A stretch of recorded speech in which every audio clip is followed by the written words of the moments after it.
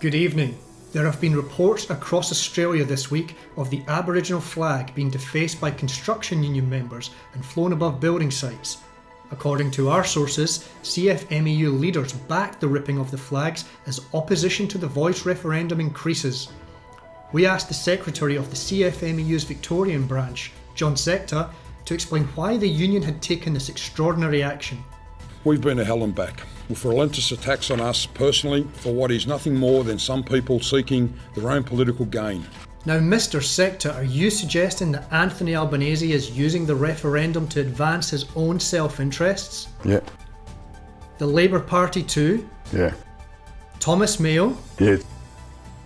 The Prime Minister was quick to fire back at the union boss, aiming to create some distance between the Labour Party and the union.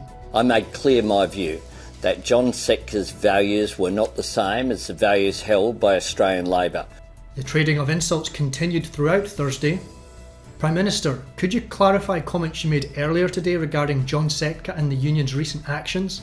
What they relate to is the views that Mr Sector has put forward on a range of issues that are frankly out of line, not just with the Labor Party, but out of line with mainstream Australian views.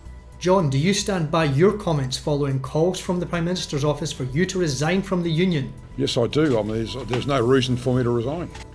Why do you think the government would be pushing for your resignation? Some sort of push. I mean, for what reasons? I mean, I can only assume political. I mean,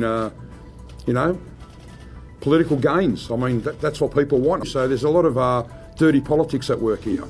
Indigenous spokesperson Lidia was approached for comment.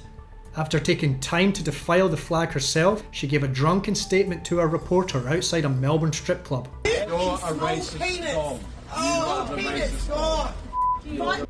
Footage of damaged Aboriginal flags continued to circulate on Friday. John, why was the Aboriginal flag damaged on CFMEU sites this week? I'm actually offended, and it's vile. But you can't reason with some of these people. When approached on Saturday morning for further comment, the PM was rambling incoherently to a local street worker about having a cuddle. Cuddle. He was not seen for several hours.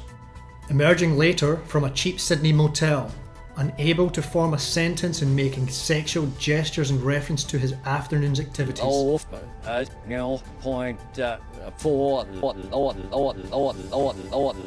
We will bring you more on this story as it breaks. I'm Malcontent for Malcontent News.